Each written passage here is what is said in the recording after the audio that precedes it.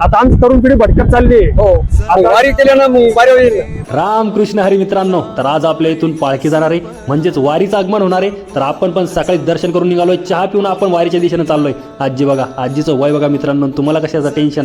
हे बघा, एक आजी मस्तपैकी टीका लावते आपल्या भक्तांना. तर फायनली मित्रांनो आपण येऊन पोहोचलोय. तुम्ही बघू शकता वारकऱ्यांचा महासागर. बघा मित्रांनो, महासागर विठ्ठल नामाचा गजर, वारी पंढरपुराची.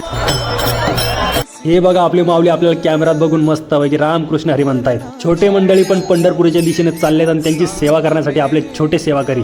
आणि ह्या माऊलींना बघून मला माझ्या मित्र बंडूची आठवण आली.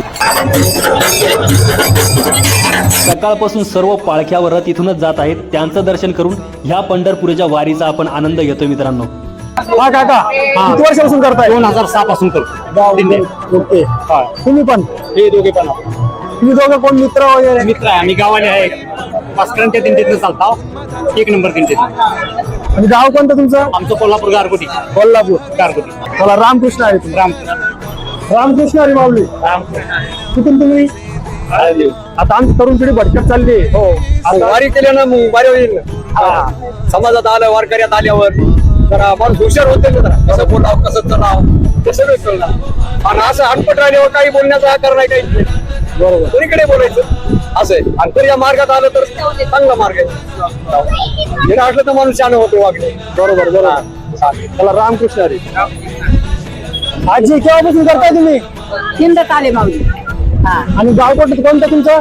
पाटोदा तालुका बीड जिल्हा. बीड जिल्हा. आणि तुम्ही पण का? रामकृष्ण हरी. आता तुम्ही किती दिवस झाले चालू केली वारी? आम्ही 4 वर्ष झाले. मित्रांनो, अखेर तो क्षण आला. डोळे थांबून ठेवा मित्रांनो, कारण आपल्या संत ज्ञानेश्वर महाराजांचे पालखीचे आगमन झालेलं आहे. पालखी बघा मित्रांनो किती सुंदर आहे. दर्शन करून घ्या. तुमच्या समोर मी लाईव्ह दर्शन घेऊन येत आहे. हे बघा मित्रांनो किती सुंदर, किती उत्तम आपली पालखी. तर चला दर्शन करून घ्या. बोला रामकृष्ण हरी. मित्रांनो आता हे ट्रान्झिशन बघा. रामकृष्ण हरी माऊली. कुठून तुम्ही? आळंदी. हे बघा मित्रांनो आजीची वारीसाठी ओढ.